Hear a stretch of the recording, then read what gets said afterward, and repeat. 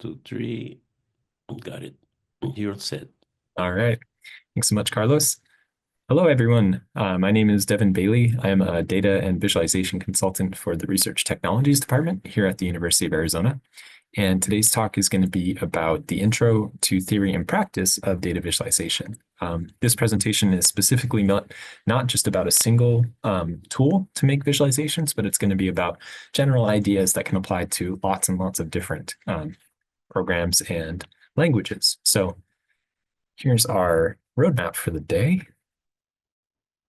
So we're going to talk a little bit about, you know, I was just saying in another presentation, every intro slide or presentation seems like it has to have a why do we do this thing in there? And, maybe there's a better question of like, why do we have to have a why do we do this? But I'm going to say, at the beginning, a little bit about why we want to visualize data. And then we're going to talk some about Edward Tufte, who was a serious visualization and design thinker who has sort of shaped the field today. And we'll talk about a few others as well. Then we're going to talk about what's called expressive and effective choices for marks and channels. And then one of my favorite resources I'm going to point us to is something called the data to viz flowchart, so that you'll be able to actually start from a location, answer maybe yes or no question, and then see some examples of visualizations that might fit your data. Later in this presentation, we might do a hand drawing exercise because I believe that, the iteration process that you go through with a visualization should often start with just sketching things out.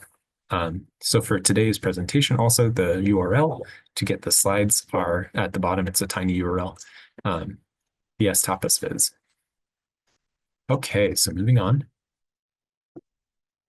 So why are we making these visualizations? So an example data frame here. This is taken from the classic Penguins data set. Hello, Ty. We're just jumping into the presentation. Don't worry, you haven't missed much. But we are talking about why we're doing this data visualization stuff. So if we were presented a data frame like this, and we were asked, is there a relationship between the species, a penguin, and a body mass variable? You can squint at it and you can sort of say to yourself, okay, I'm seeing some trends, but it's hard to say with confidence. So a visualization allows us, I'm going to move on to the next slide, to radically change the way that we're consuming the data. So, this is the same data, and now I can actually see using color to encode the actual species. There's definitely a relationship between body mass and species. So Carlos Scheidegger was the person who provided that previous quote.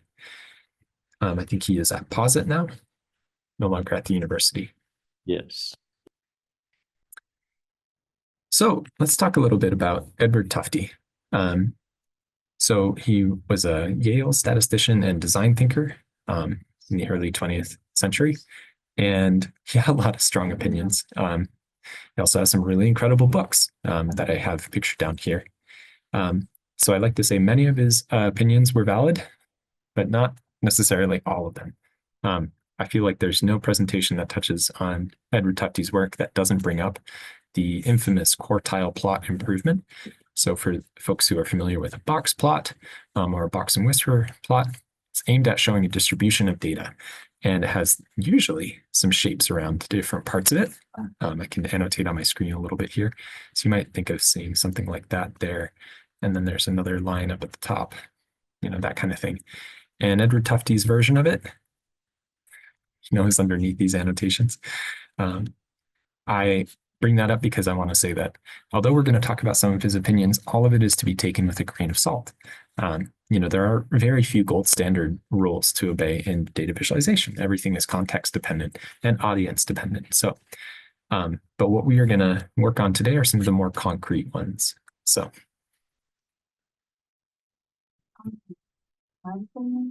the ideas that we're going to touch on from Tufte are under the category of viz excellence.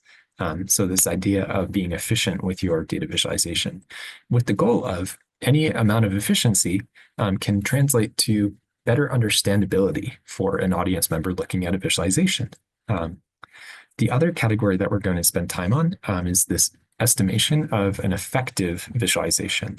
And this is actually work that has been put together over about 60 years of different researchers, going all the way back to Jacques Bertin um, and McKinley in the 80s. And Tamara Munzner is the current researcher who has a lot to say on the subject. I think when we get into that, I'm going to make a special note about it because I think it's one of the most effective parts to come back to in this presentation. So you can tune your attention on at that point, and it's good stuff. So we're going to do a few different interactive exercises in this presentation as well. So here now we're talking about data inc and efficiency, and we can essentially put a I think another person has shown up. Oh, cool. Hi, Sydney. You have joined just in time for an interactive piece. Don't feel rushed, but you were doing a little bit of an intro to some Edward Tufte ideas. But so the idea is that not all ink on the page communicates data. There we can actually put sort of a ratio together. Any ink that on the page is data versus the rest can tell you, sort of an efficiency score according to Tufte. So I want to take maybe a moment, and this will be about a minute, and people can use either the microphone or their chat. But for the visualization that I'm circling on the right side, I would like you to tell me what parts of it that you see are data ink on the screen and what parts of it might just be ink that doesn't correspond to the original data. So go ahead and take a minute, type in the chat when you have some ideas. I'll get my timer going.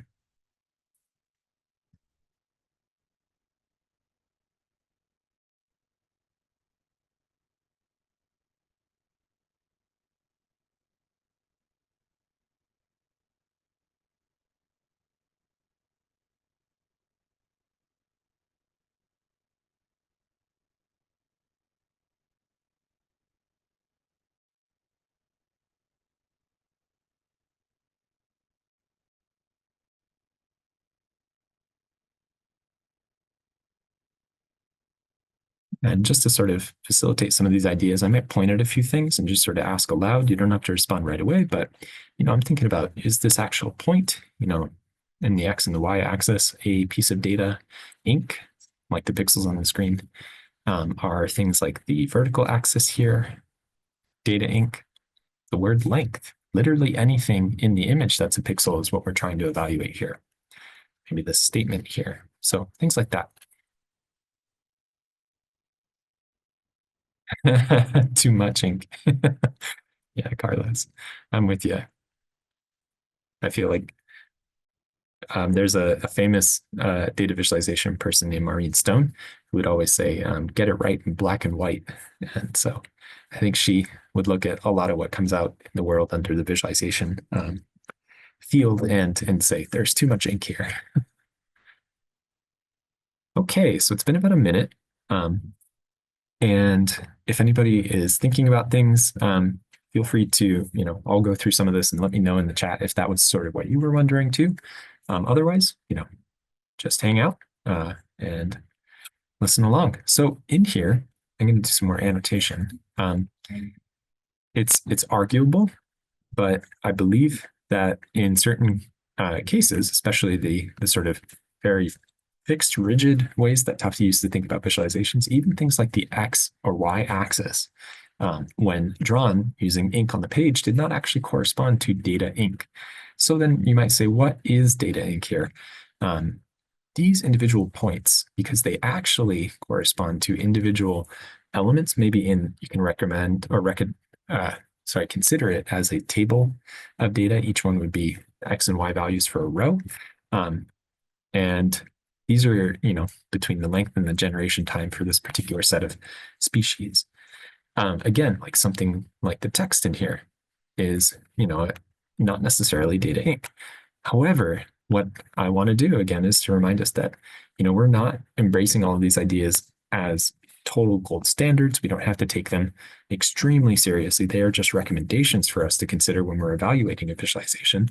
And the idea that something like an axis or something like that text, what it's providing for you, although it might be using ink that's not data, it's giving context. And so These are things that you can consider as long as you're putting stuff in there that has a purpose and you know that it's supporting something your audience member might need, then that ink is well used in my mind.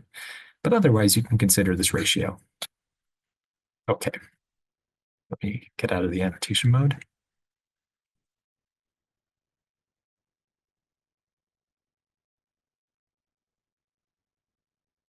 All right, so another interactive exercise. Big element in data visualization is participating in critiques. And these can be scary, but as you grow more accustomed to iterating through the process of generating visualizations and sort of sharing them with other people, you'll become more familiar with this. And this is really, again, few gold standards, but one of them is you need to share your work as part of the development process because it allows you to see into the minds of other people and make sure that what you're communicating is coming across or what you're trying to communicate is coming across. So look at this visualization, and I want you to take maybe another 30 seconds or so and just think about anything in here that if you were making this visualization, you might do differently in your second version. Okay, so take 30 seconds.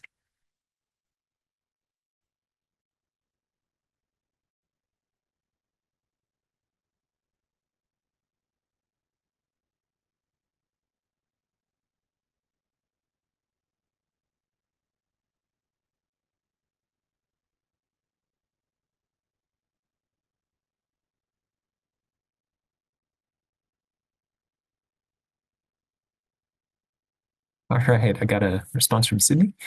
I would make it 3D and shown at an odd angle. It'd be better if it was straight on. That is a great, thing that you would be like, all right, I don't know if this 3D is actually helping anything. Um, and Ty, do you have any thoughts?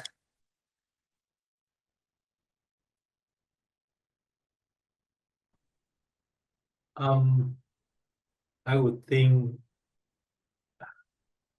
about the color. So we use color code to differentiate the income, right? I'm sorry, the whatever amount of money is.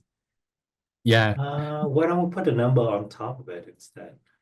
yeah, yeah. Or the layout of the legend is a little interesting too. But you're right to pick out the color. Again, like we're using ink on the page to not necessarily encode anything different in the data. Those two different numerical categories, green is the same as red and yellow is the same as blue. Although again, this is a bit of a contrived activity because the original source of this image is not something that I've actually found, so we can't say what the context was here. But again, if you didn't have that, you made, separate categories for colors, even though there wasn't originally different data associated with those colors, that would be something maybe to think about for your next version of the visualization. So thank you so much. Yeah, again, I'm going to think about this exercise from the lens of data ink. So just like Sydney was talking about and Ty, I know this one still has the same colors in here, but I agree with you, Ty, that this would be something to reinvestigate in the next iteration. But one thing that by taking away the 3D perspective, what we've done is you see the shadow down here? This is most certainly not data ink. We've removed that. Again, like having something about the perspective makes it hard to actually compare. Was that bar above 700 in that 300 in 3D? We've got a much better understanding of the relationship between the y-axis and these particular bars when we do another update to this visualization. So, all right. So again, the critique is really meant to be part of an iteration process where you think about, okay, what can I change? Or maybe I've heard from people that I need to change a particular thing to make my message clearer. And then you generate a new version. So here's another example of that. If you were motivated to iterate on this visualization using data ink um, as a sort of recommendation for your next iterations, we start with the chart on the left and we think, okay, what parts of it are ink that I could remove that doesn't actually remove data? I might take away the horizontal line up at the top. And I might remove that. I might remove this, vertical that's on the side as well. And that will bring me up to step 2. And I could actually say, okay, is the entire like line of the y-axis important? Or is it just the tick marks that are actually helping people to understand where different numerical values correspond with these bars? So there's actually a clever technique that I think Tapti was the primary person to sort of get into our visualization practice, which is the idea of actually removing ink to indicate certain things. So you can see that by having the ink removed in those horizontal areas across this visualization, we actually get context about it. Makes it much easier to compare the height of one of these bars to the numerical values on the y-axis. So it's a fun way to actually like take back some of your ink, but also provide something. So I think a lot of these things that Tufty brings up are from an era where you had to make these visualizations by hand. A lot of our tools these days will actually handle these decisions for us. And if they aren't the default, it's worth investigating. Are there other parameters that I can change or other things in the tool that I can control to get some of my data ink back or to improve my ratio? Okay, one more interactive exercise. Another piece to consider that's general to all data visualizations is to consider your story.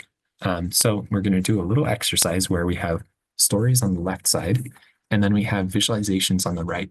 And what I want you to do is pair which story goes with which visualization. So go ahead and take about 30 seconds to handle that. And then either unmute or type in the chat the arrangement that you think goes with one or the other.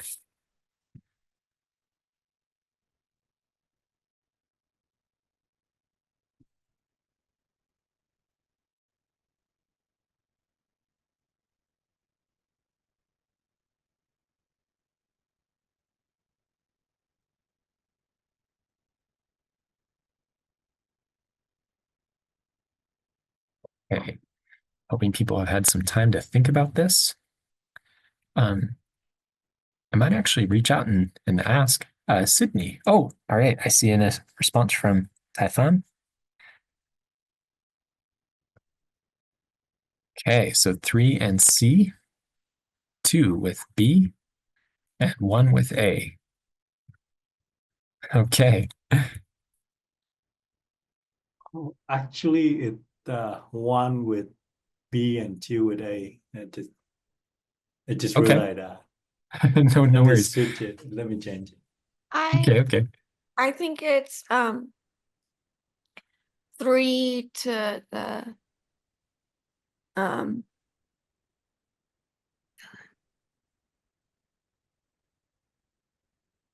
um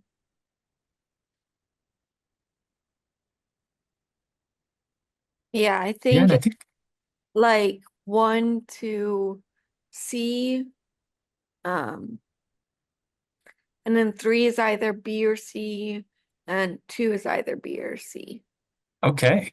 Well, keep your votes in mind. 2 is either A or B, and 3 is either A or B, but 1 is C. So I love this exercise because of exactly what's going on here. Here's one perspective on it. And both of you may or may not have had exactly the same correspondence here. And that's wonderful. The whole point is that this process indicates that the story might not be immediately obvious to someone else. They might think that there is another story associated with your visualization. And that's why we have to actually share this stuff with people so that we can find out, okay, is there some other thing that I could do if I really, really wanted to ensure that people were thinking about only this story or more likely to think about this story. But yeah, so the other fun thing about this again is it's really up to you. And this is, you've got a lot of power when you're making visualizations because it's the same data for each of these stories. And that's all, like, to build the story, you just made different visualization choices. So, that can go in a lot of different directions. I know that there are plenty of examples on the internet of like, misleading visualizations. Some of these are probably intentionally misleading. Some of them are probably unintentionally misleading, various things like that. And really the only goal is just you have to share your work with people in order to be certain that the story that you're hoping to tell is coming across. And even then, there might still be someone who, says, all right, I see it a little differently. But that's kind of the interesting part of this. But thank you so much. I hope, um, one way or another, I could also explain at least the rationalization that was made here for the order that things were picked. I believe that one being associated with B, the story one with B, was because the radius of these circles is encoding something. And if we look at some of these states that we happen to know have large populations, that's, they're not actually sort of picking out an individual location of a person. And I think that's sort of where the story number two, is sort of saying, okay, we're actually going to be representing like individual locations within a state. So individuals within a state, maybe that's what the people are. And the third one, we've seen a lot of these electoral college maps.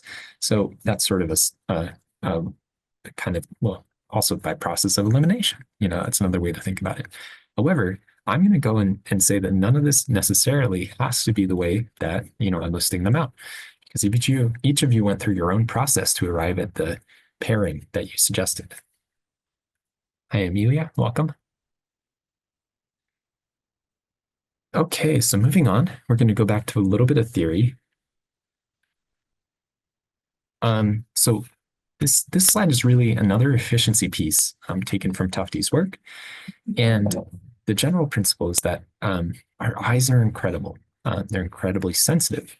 And so for instance, if we actually look at the image down at the bottom on the left side, we have, I've tried to take a photo of a particular page of a book, and that photo is of an 80 by 80 grid.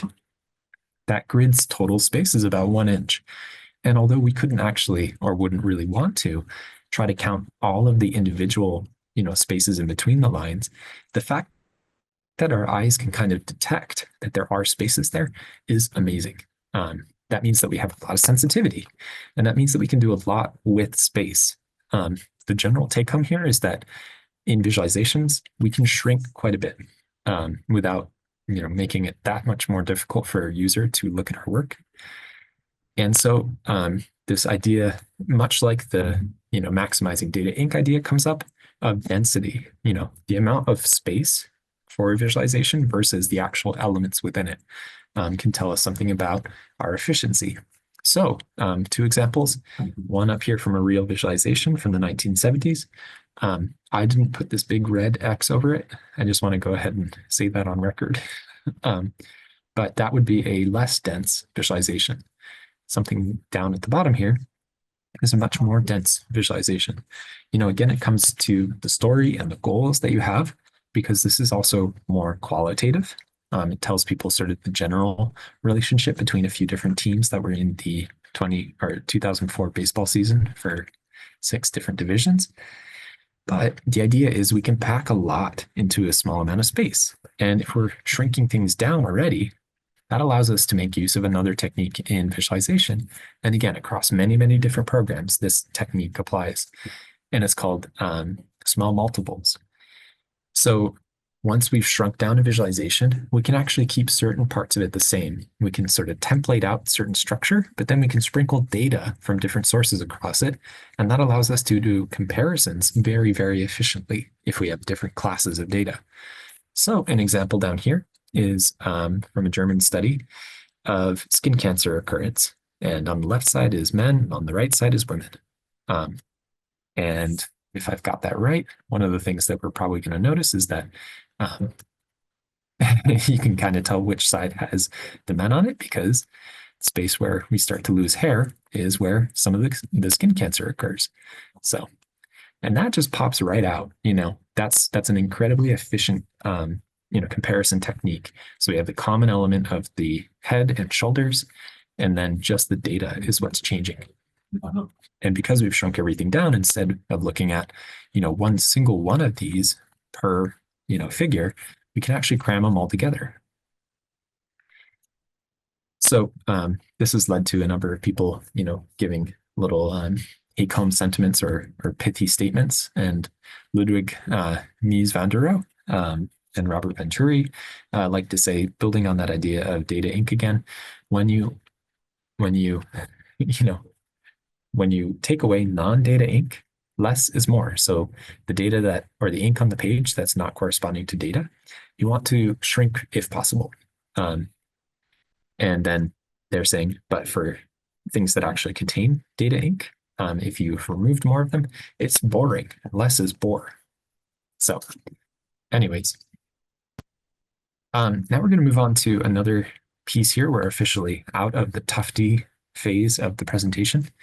So we're going to talk a little bit about these abstractions that apply to a lot of different visualization tools and softwares. And they are marks and channels. So marks can be considered as the things that are drawn on the screen. And in a very general sense, they can either be 0-dimensional, as in like they are just a point in space. They can be linear or 1-dimensional, like they, go from one location to another. Or they can actually have areas, which is 2-dimensional. And again, all this work is, taken from Dr. Joshua Levine and Dr. Tamara Munzner. Josh is here at the university. Tamara Munzner is at the University of British Columbia. But I'm here pulling some of the best pieces of the slides to put together in our talk. So, but once we have these marks, you can make them, you can change their appearance. And the way that we change their appearances is in a bunch of different parameters we call channels. So a position of a mark is one way to control its appearance. It can change where it is horizontally or vertically. And then color is another one that we're familiar with. Shape, tilt, and then length, area, and volume. Now, the idea of presenting this information is to try to help the process of making a visualization when you just have data. So to get off the ground. But all I've done so far is hand you like more options, which, is sort of the opposite of telling you how to proceed. So here's where I start to begin, giving some suggestions. In general, the areas that have pink around them as channel types correspond to categorical data.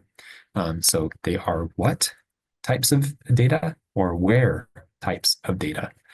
Now, on the in the other case, we actually could say certain channel types correspond well also with continuous data variables or quantitative data that has magnitude associated with it, so like decimal values, things like that. And so you can actually see that certain channels correspond to both of these things. So nice. I've sort of made the problem a little bit easier. If you can identify what type of your data is, you're already looking at a subset of all the channel types.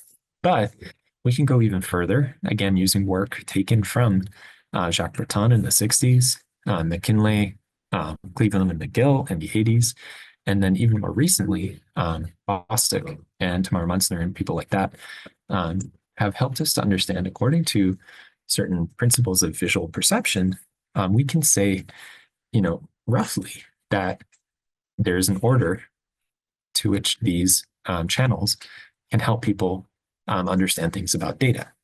Now, the effectiveness goes from the top, where we actually, if we're, assigning a task or allowing a user to compare two pieces of data, the fastest, most effective way to do that is on a common scale using position.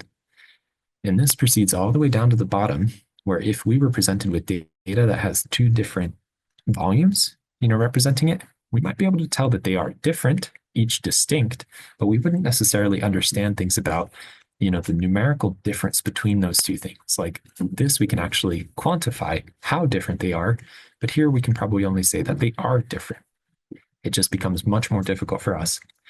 Another thing that isn't really gone into in this slide is the understanding of how much volume, if you were using something down at this end of the effectiveness scale, you might have to, for a change in your data that might be, let's say one value is 2 times another value, the change in volume would have to be more than 2 times as much for people looking at a visualization to understand that there is a 2 times effect in your data between different elements. Point being, if possible, try to make your iterations take advantage of things at the top of the scale. However, if your data is multivariate, you might still, need to pull in things like color, but, just consider that they aren't as effective as other things. And again, using the density information before, there are ways to then, make smaller visualizations and more of them that can reuse things like position on a common scale. So again, I say this is the most important slide today. So feel free to come back to this one over time. All of this is still true. Again, I focused on the magnitude data or continuous data, but that is true for the categorical stuff as well. So another resource that I like to bring up in these presentations is the data to viz flowchart. So here we can actually get a sense of like what chart do we decide to use for our first visualization by going to this link. It's a wonderful website put together by two folks who are in the data visualization community. And at the top, we can actually go through this decision tree by saying things about our data. So first we can specify, do I have numeric, categorical, or a combination of numeric and categorical data? Do I have network data or time series data? And then once you specified one of those, you can actually say, okay, I'm trying to make a visualization with two numerical variables. And then a few more questions are asked, is it ordered or not? And then depending on the answers that you provide, you work your way through this decision tree and you get down to areas like, okay, maybe I'm making a density plot. And what's fun about this is when you click on it, it also directs you to some code gallery examples, either R, Python, D3, I guess React is also in here too. But this is, a great way to sort of get off the ground when you're trying to think about what might be a good first step for some of my visualization.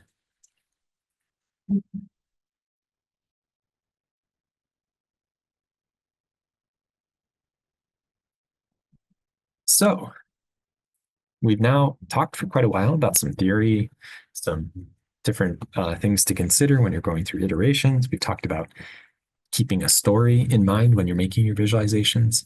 But I think the very first step, whenever you're making a data visualization, sorry, I've been missing the chat. Let me pause for a second. Oh, thank you, Carlos. Yes, put the link in there. First step is to actually get out a pen and paper. It's much faster to iterate on with these sort of old-fashioned tools than it is to either try to update code to try out new visualizations or to attempt to click through a series of menu options if that's the way you're making visualizations. So iterating fast is kind of the cornerstone of a lot of visualization, and starting off in this flexible format is what I recommend. So it also forces you to think about your main message pretty early on. Like, okay, I'm not just trying to make a scatter plot because it's an option and I have a data frame. You might then be forced to think, well, okay, what am I trying to communicate with the scatter plot? And does one representation of that data visually do a better job? So you can feel it coming. Here it is, an interactive bit. So I would like each of you to take the next 5 minutes to actually hand draw the relationship. And it's up to you. I've put a few different options together as bullet points, but go ahead and make a sketch on paper or whatever tools are available to you. So for one example, make a plot of the species versus body mass of the data frame here. Another is make a visualization of flipper length versus body mass. And then if you're feeling like you want to engage beyond those two dimensional comparisons, compare body mass versus species versus sex of the penguins. Okay, so check back in about 5 minutes. And I promise I'm going to do this with you if I can find some stuff. If you have any questions about the exercise too, just type them in chat or go ahead and unmute.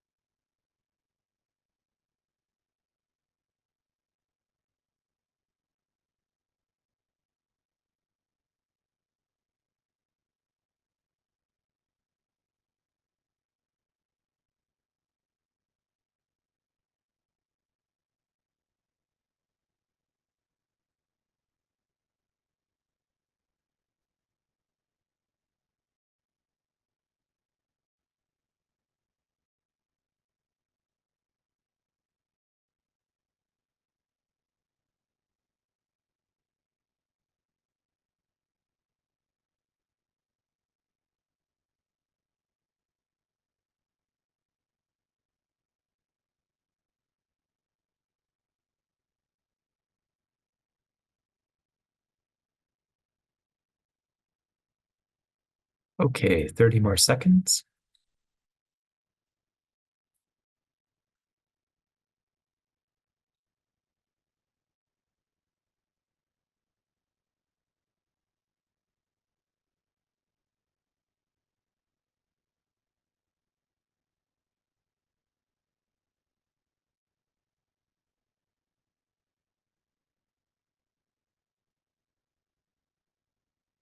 Oh, oh,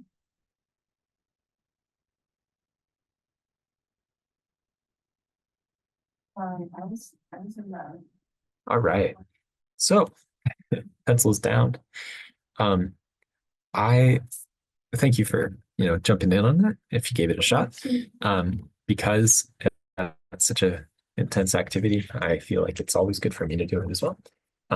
I think I might have gone a little off script and picked one of the options that's not in here, but I'm going to try to hold my camera up to see this. And again, I think the image is flipped back for everybody else. So hopefully you can, read a little bit of what I'm doing. So what I was trying to make was a relationship, or to visualize the relationship between body mass, flipper length, and species. And so again, I'm doing a what or where encoding of shape. Oh gosh, what am I pointing at? That way. So species is getting a different glyph. And then I sort of eyeballed it and didn't actually spend that much time double checking exactly the locations of these values, but said, I think Gen 2 body mass and flipper length are both higher. And so I'm just going to go ahead and put those X's up above. And then I'm going to use the boxes to represent the deli instead. Okay, definitely a visualization that can have some improvements made to it as I proceed, but that would be my first stab on paper. For those of you who did the sketch, if you're able to hold it up to your webcam and you feel comfortable doing so, that's how I would invite you to share with the rest of us. If anyone wants to go first, or you can just describe with words in the chat or over, unmute and let us know what you did.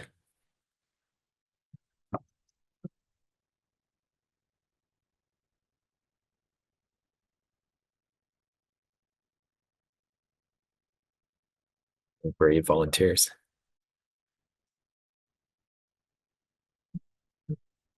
Okay, Amelia. Yeah, go ahead. Can you hear me?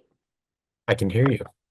Okay, great. I tried flipper length versus body mass, and I very quickly realized how happy I would be to have a machine to help me. But Yes. It was very illuminating, to try to, plot each point and to make sure it was accurate. And then, I only tried two variables here. So I can imagine for the third option, that would be even more illuminating. So thank you for the great activity. I appreciate it. You're welcome. And correct me if I'm wrong, did you attend one of these talks before? I feel like it might have been the exact same exercise, hopefully just as illuminating then. I love these data tapas. So I have attended every one. I really find them so valuable. So thank you. Okay, great. Yeah, this might have been another memory that I'm pulling up.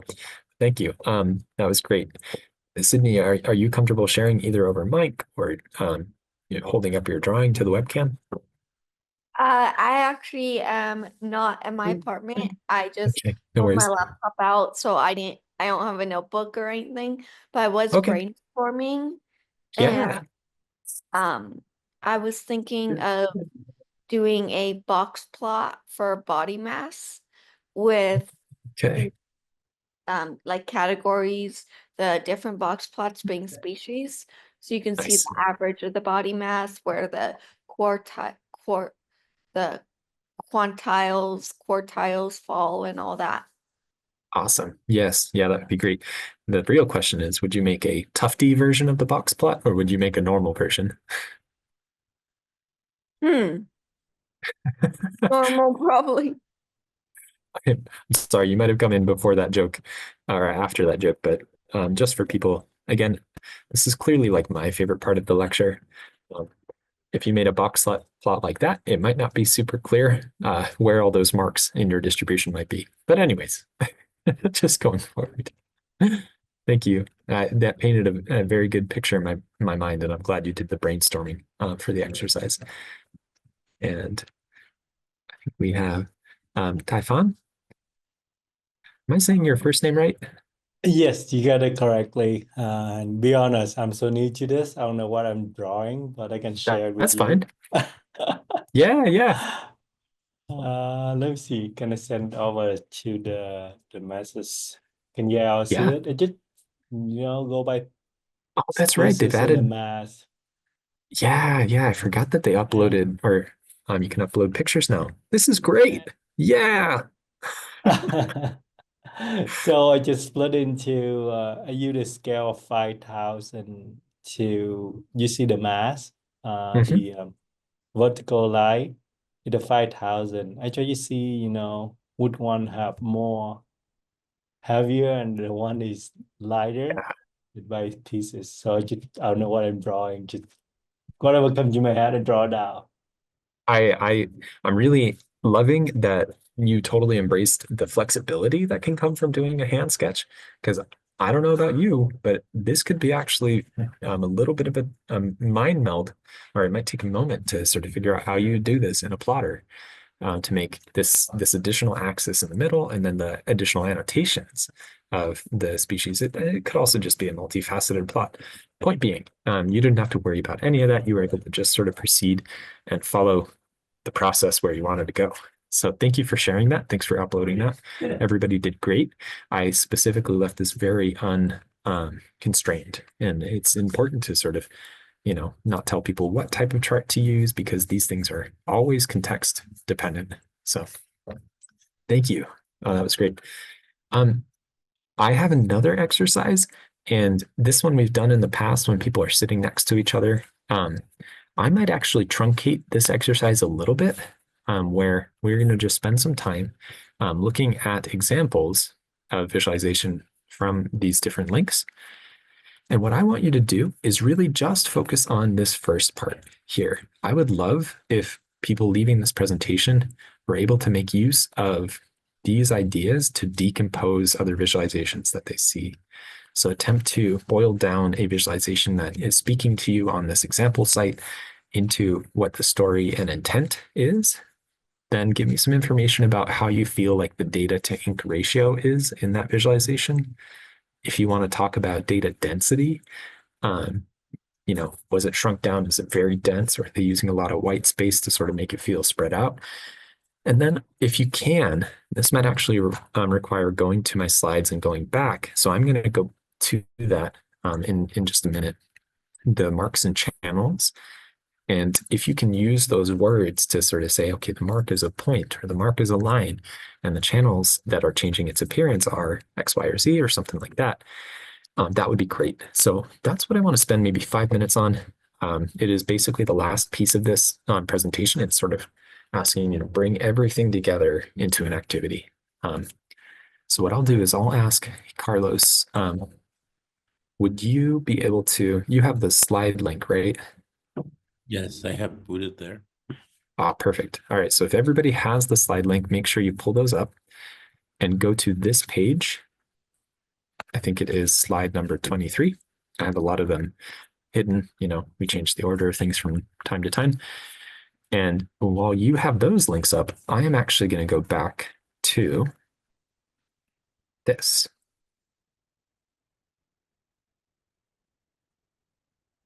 And hopefully this can be a reference for you if you want to talk about channels. Here's a bunch of examples. Okay, does anybody have any questions about this before we begin? Thank you, Carlos. Yeah, trending is a good link to just start with. Sorry, I didn't follow what is. Yeah, let me do an exciting. example. Yeah, I'll do an example of this, and then we can take some time to do it.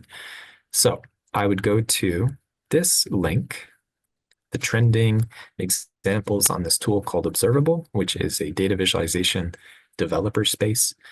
And I might pick something like most Grammy nominations ever. Okay. And so the exercises that we're following, or sorry, the exercise that we're doing here is we try to evaluate a visualization for each of these different bullet points. So I'm going to start with trying to evaluate the story and intent of the visualization. So I might say, okay, title is most Grammy nominations. All right, cool. So they're hoping to give us information about different artists, and they're breaking it down into the, the very detailed number of wins versus nominations, which is pretty cool. Data it to ink ratio in here. Okay, so they've got these big sections that have ink to make color for the different areas. Like the artist, is on top of a yellow section, and there's ink that's being used in the background here that's not data ink, that's black. But the actual ink is on these individual spheres, these little circles. Okay, I think the ratio there is probably not super close to 1, but it's probably not super essential for it to be there. So I'm just going through this list of saying, okay, next one would be data density. Does that help answer what we're doing with the exercise? Yes, thank you. Awesome. Yeah, and you can pick whichever one you want. You don't have to look at the Grammys. Sound good. 3 gallery.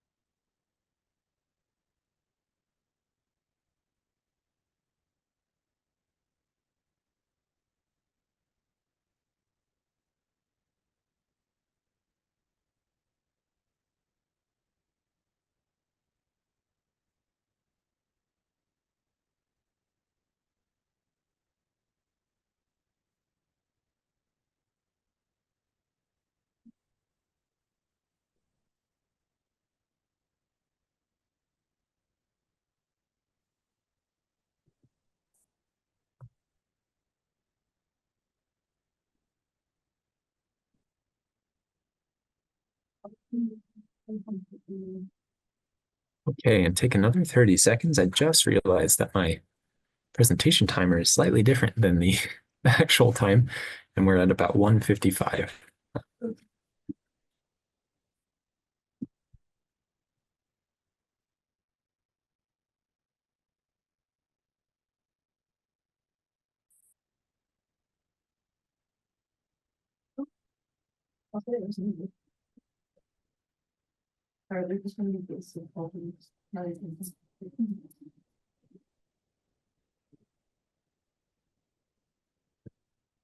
Okie dokie.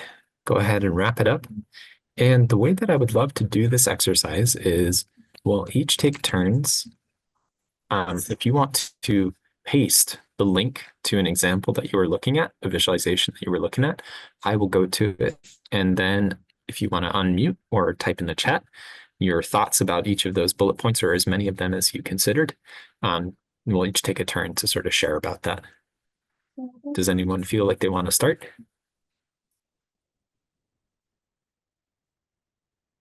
You're gonna talk about. Okay. See a first link. Yeah, go ahead and unmute and tell us stuff about the grain flows by rail in Ukraine. So the story and intent of visualization is grain flows by rail in Ukraine. So data in ratio, I think it will remove the map, the background map. I mean the light color that the color that appear on the dot. Yeah, that I don't think it that important in the page. Yeah. Like you can just have the edge of it or something like that. Mhm. Yeah, Okay, great. Good thought. Okay. and data density. I'm not sure what to say about that. That's fine. Sometimes these thoughts don't really like they don't obviously apply. So feel free to move on if you're like, I didn't really get anything there.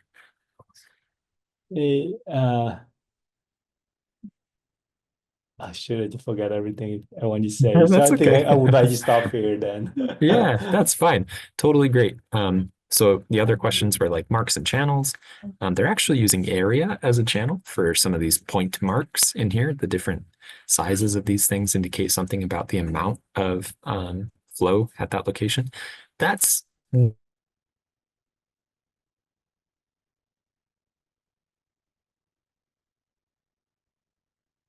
not uncommon, especially when you position it on a map. Be creative because they end up using their position channels pretty much immediately. But yeah, no, this is a great example. Thank you for pointing it out. I think the only other thoughts were like, oh no, I'm forgetting them too. But yeah, what else did we have? Effectiveness of channel choices. So area being, not super high up in the effective order, but that's, still allowing us to understand that there are areas where there's a lot coming in and there's other areas where there's only a small amount. That's the origin. But yeah, thank you. All right, thank you for having me out. All right, Sydney or Amelia? I actually analyzed the same plot, but I just took a look at another plot. Sure. Okay.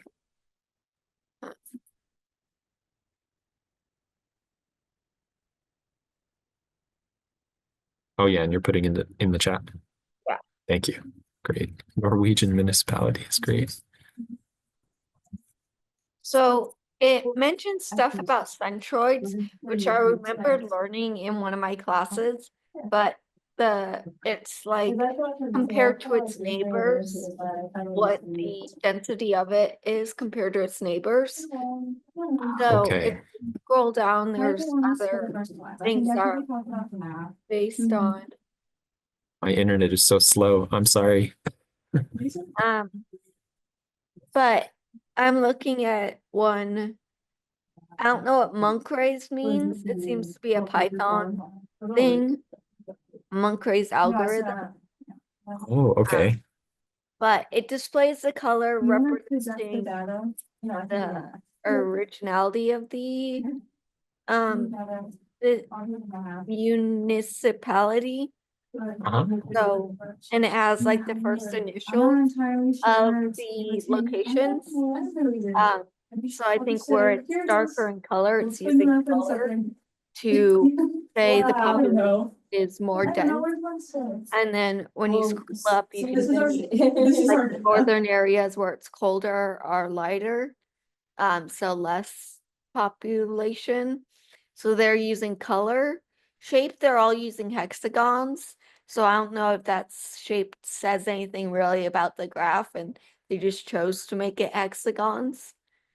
But yeah. Yeah,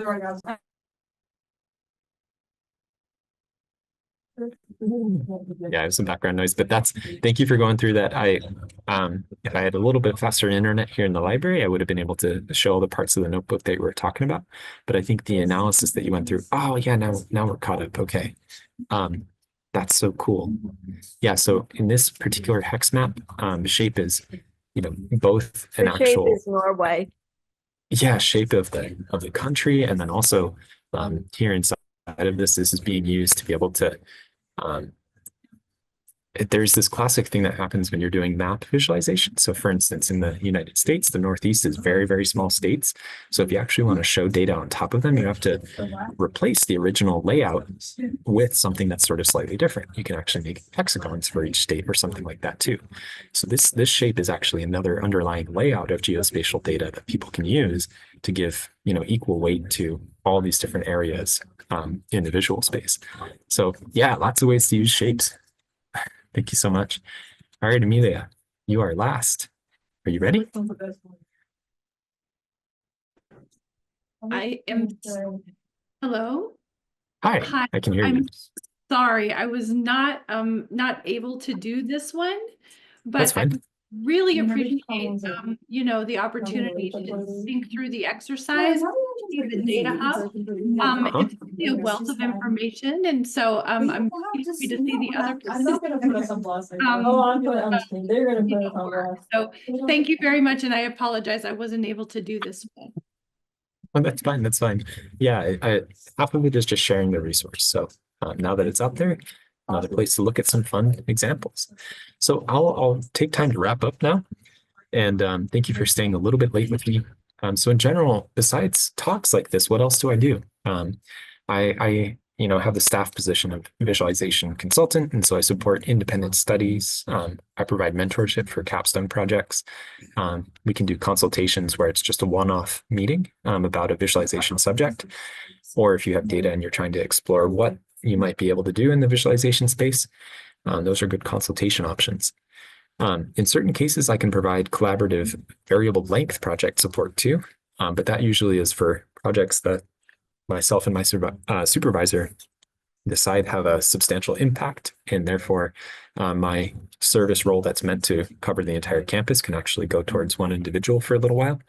But then in addition to all that, we have consultants who help people run their computations on the supercomputer and also known as the HPC. But we used to have some stats consultants, but they're now in the biostats group. So these are all the different things that we do in the research technologies department. And my contact information is up there at the top, baileyt@arizona.edu. Haven't updated my homepage in a while, but you can see some of the older projects I did at rtdataviz.github.io. But this presentation is a project that I've worked on with folks who I collaborate with at the library's data cooperative. So Fernando Rios can help with data management. Jeff Oliver can help with R, data science, and visualization. But otherwise, come and find me. I do drop-in hours every Tuesday from 9 to 11 in Catalyst Studios. We also have an online option if you can't make it in person. So with that, thank you so much for your attention. Thank you for coming today. And I really appreciate you. Hope you have a good rest of your, what is today? Wednesday? Yeah. Thanks so much, everyone. Thank All you. right, thank you. Bye.